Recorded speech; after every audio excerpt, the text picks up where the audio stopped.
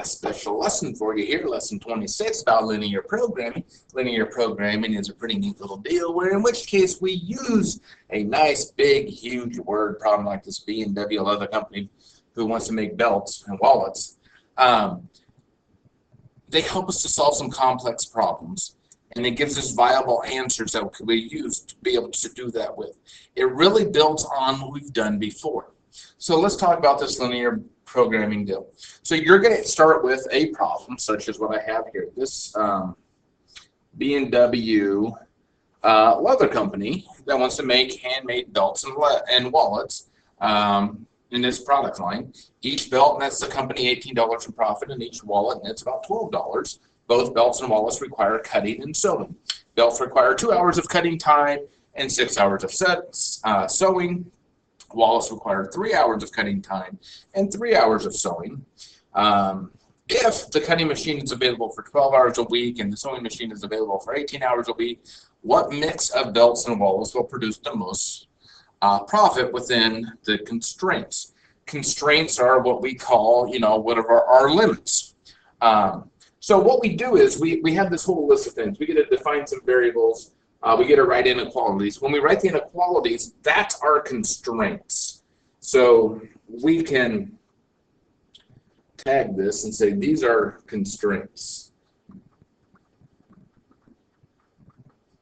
So the inequalities that we're going to write, they're our constraints. They're kind of our boundary lines. What can we go and do? So then what we do is we go ahead and we graph the system, and then we write an equation. And this equation is really a bivariable function.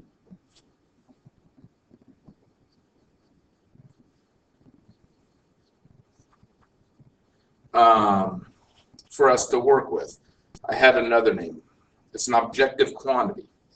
There's the other name that goes with it. Objective quantity. So this writing an equation happens to be a bivariable function. We refer to it as being the objective quantity for the problem up here. It's the thing that we're trying to maximize or minimize.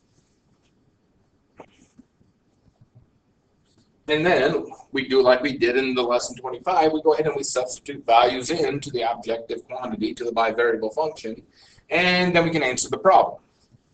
Okay, so those are all our steps right there. So in this case here, if we define our variables, well, it would make sense that we let B be the number of belts and W be the number of wallets. That just kind of makes sense that we do that. See if I can get both of these to tag up. No. Okay, so my constraints then come out to say, well, B has to be greater than 0. We have to make a positive number of belts. W has to be greater than or equal to 0 because we have to make a positive number of wallets. 2B plus 3W has to be less than 12 because when we're cutting, we only have 12 hours max to use the machine with, and it's 2 for the belt, 3 for the wallets. And then for the sewing, we have our 6B plus our 3W is less than our 18 because we only had 18 hours for the sewing machine. So then what we do is we go ahead and we graph our system. Graph our system. There, we got it. We got it graphed. All those points are listed out there from our graph. So now we have our possible solutions we can use. Ooh, can't quite move it over there.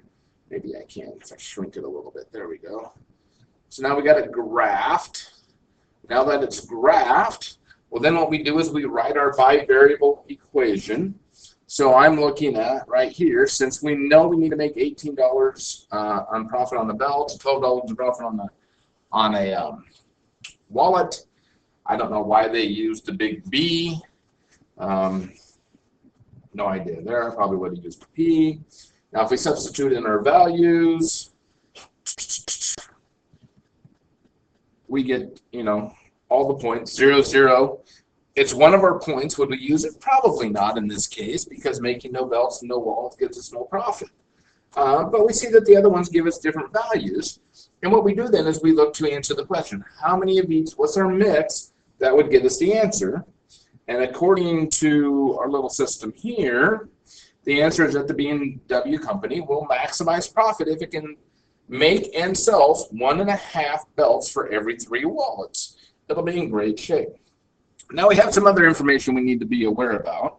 When constraints in a linear programming problem cannot be satisfied simultaneously. So when I try to graph it, I don't have any shaded overlap areas. I have an infeasibility that's said to occur. It's infeasible. We can't do it. Nothing's going to happen to meet our constraints. It's going to happen.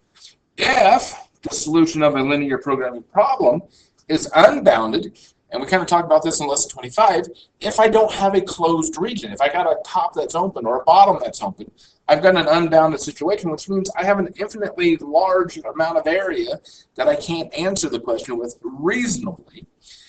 Now here's what's happening. I can have an unbounded top edge for a function, but still be able to get to a minimum answer. I might have a closed off top and an empty bottom, which means I can still maximize, I just can't minimize. So we got to kind of watch those unbounded problems. May not be problems that can't have an answer. They might be problems that we just have to be able to answer one part of it. And then we get this really crazy part, and that is occasionally the solution of a linear programming problem has alternate optimal solutions, meaning that two or more of our solution points, like up here, the 3, 0, the 0, 4, back in our substituted values, they get us the same max or min, so you can try to maximize or minimize as needed. So each of them is a valid solution, and we could go with either one as a way of doing things. So say you're a farmer, and one of your solutions says you should plant 40% of your fields this way and 60% this other way, and another one says you have to do it 80 and 20. Well, then it's up to you which way you want to do it, because both cases you're going to maximize your stuff. Okay, so there's kind of the rundown on how to do it. It took me 7 minutes, because those are some of our steps here. So let's see if we can do our own. The Cruiser Bicycle Company makes 2 types of bicycles. The Traveler, which sells for $200, and the Tourister, and they changed the spelling on it. I don't know why they did that. The Tourister, which sells for $600. Each bike has the same frame and tires. So they use the same frame and tires for both bikes. It's just the additional stuff that gets put on it, or where the change comes. But the assembly and painting times required in the Traveler is only 1 hour, while it is 300 hours for the Tourister. There are 300 frames. We have 360 hours of labor available for production. So how many bicycles of each model should we produce to maximize revenue? Okay, so this is where we got to get in here. And the first thing we got to do is define our variables. We got a problem. We have the Traveler and the Tourister. So I can't just say one of them is going to be T, because that's not going to make sense. So I'm going to call them X and Y's just to make it easy. Traveler will be an X, Tourister will be a Y. Okay, so I know right off the bat, I cannot make a negative number of Travelers. I cannot make a negative number of Touristers. Just can't happen. I know it takes me 1 hour to do a Traveler, and it takes me 3 hours for a Tourister, but I've only got 360 hours available. I also know that I only have 300 frames available. So if I just add the number of each type of bike I have to stay less than or equal to 300. So now we have accounted for the time. We've accounted for the number of frames. The only thing that hasn't been dealt with yet is the money amount. And that goes underneath our objective quantity. That's our bivariable function. And we want to call it revenue.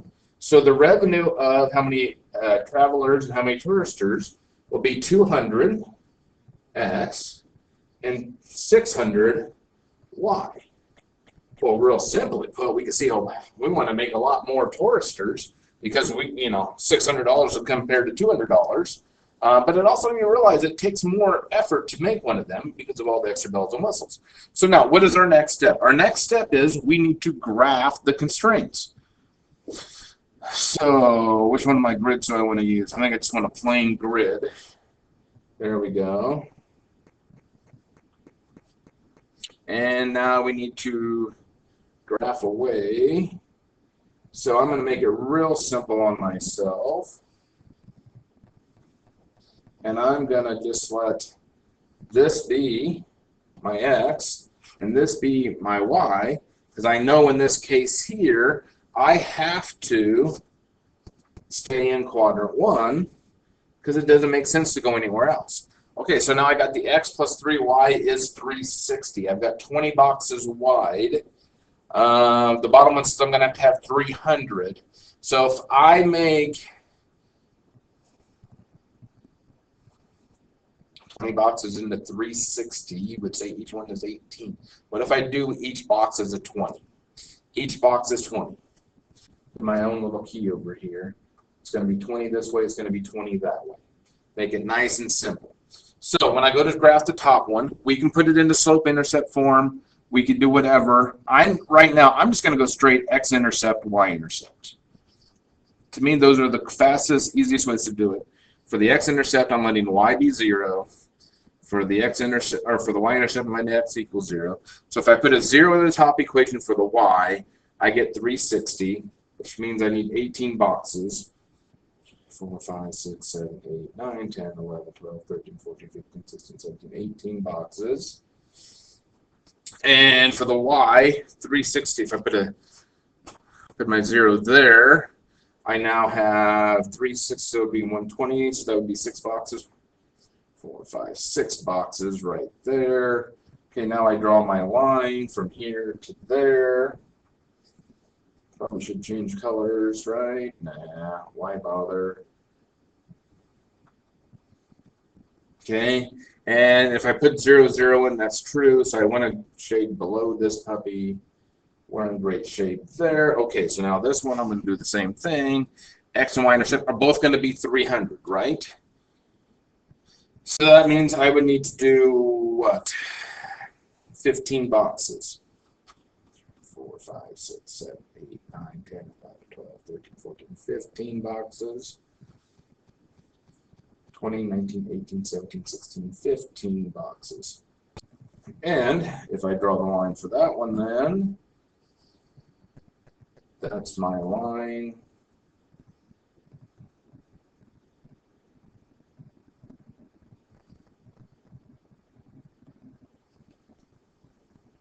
Okay, so now I look for my points, right? So one of my points is 0, 0. Probably not going to make a whole lot of bikes that way. This one is the 0, 120. This is the one that we just did, so this has to be a 300, 0. And that leaves me this point here. I don't know if just because I graphed it poorly or not. See, that was 15, 14, 13. 130, 40 is what it looks like. But if I do a 130 plus 40, I don't get, 260. Because I got to double each box, right? 20 going up, 260, 40. That gives me the 300. 260 and 40 doesn't do the top equation because that's be 240 plus 120. Wait, no, that does. Okay, there's my third point. Sweet, 240, 260 and 40. No, 260 and 40 doesn't work because that would be 380. So that point's not that point. So how do I figure out what that point is? Because it's not exactly there. I have to solve that system of equations right there by itself. So I'm going to do a quick multiply this bottom one by a -1, add them together. I get 2y equals 60. So y must be 30. Well, if y is 30, x is 270. 270 plus 3 times 30 is 90. There it is. Okay. So this point here is 270, 30. So now I run them. I want to take my revenue of 0, 0. I want to take my revenue of 0, 120.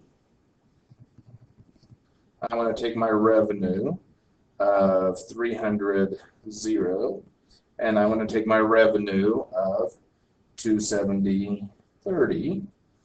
And I run them through my 5-variable thing. So 200 times the first one and 600 times the second one. And if I don't make any bikes, I don't make any money. And if I take and make them all into the 1, I get 600 times 120. And that's a simple 72,000, which is pretty good money, actually. And the other way, if I go 200 and 300, and don't make any of the other kind of bike, that's always usually ends up always being an option, is that you can make all of one or all of the other. And 200 times 300 is only 60,000. Still not shabby. And then the last one is our 200 and 270, and our 630. So, and if I do that, I also get 72,000. So this is where I talked about an optimal solution, alternate optimal solution. Notice what we have. I can get a maximum revenue of 72,000, or I can get a maximum revenue of 72,000 going the other way. I've got two different ways to do this. Now, if we look at it, and the top equation, if I do it, I max out the time for making of bikes. I have no time left making that bike. I've got 180 frames and tires left, but I have no time to make any other bikes.